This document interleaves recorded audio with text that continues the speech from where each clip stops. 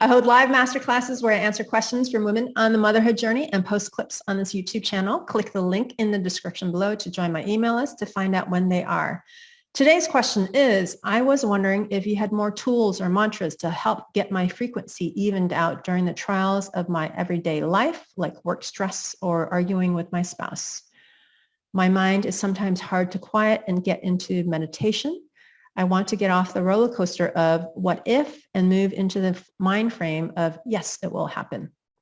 So if you want a mantra, use one that you actually have a core belief about. So it's going to be different for everyone. You can look online and just, search mantras, right? And then you can look at a list to see what resonates with you. My mantra, my personal mantra is that things are always working out for me. And that's because my core belief is that no matter how tough it gets, I believe that everything is going to work out, that everything is going to be fine.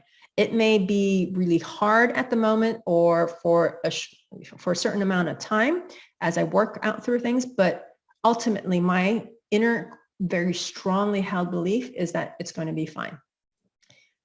And it's been in my experience that I somehow always land on my feet regardless of the circumstances. And that's really how it's played out my entire life.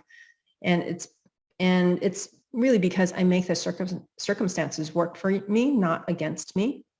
Another mantra that I use is life gets better and better. And I have a really strong belief around that as well, because that's how life is like for me. It just keeps getting better. On the other hand, I don't have a mantra of I always get what I want, because I haven't always gotten what I wanted in the way that I asked it for. So I don't really believe that deep down. So I don't use that as my mantra. Ultimately, it has to be something that you really believe in, because it's not about the words that make the difference. It's your frequency. It's what's emanating from you. So another mantra might be the universe has my back. That's a lovely one to have, right? It's a variation of things are always working out. Do mantras and affirmations need to be in present tense necessarily, even though I know that it is for the future? I have a bit mixed feelings about it. Yeah, they have to be in present tense. Because it needs to be a belief that you have now. You can't come from a place of I will believe it when I'm shown the evidence of it, because that's the whole point of having faith and trust.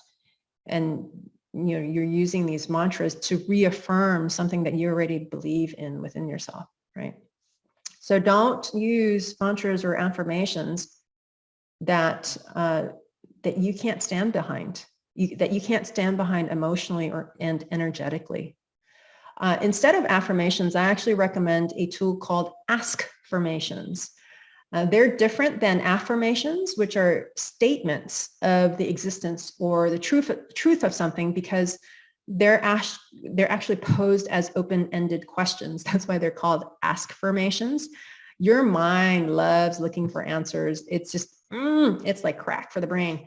So if you watch a child, they're constantly asking questions, and we don't really grow out of that. I mean, you look at your own situation in your own journey, you're always constantly asking why, right?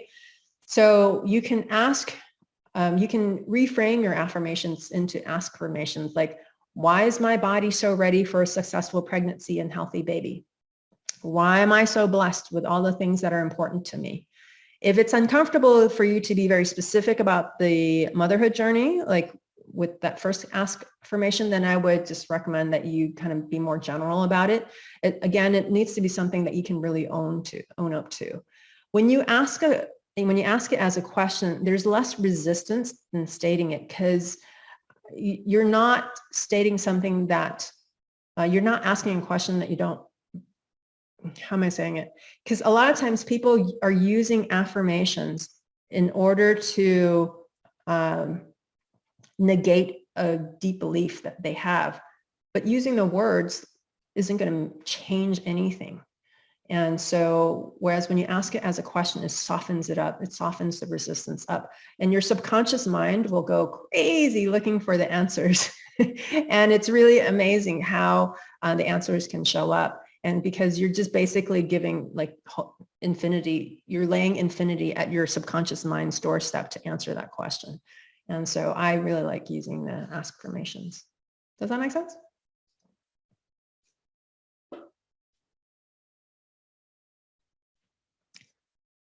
If you enjoyed this video, like, subscribe, and share this video. I'm here to help women over 35 and into their 40s manifest the healthy baby they dream of. This is Julie Chang. Thanks for joining me.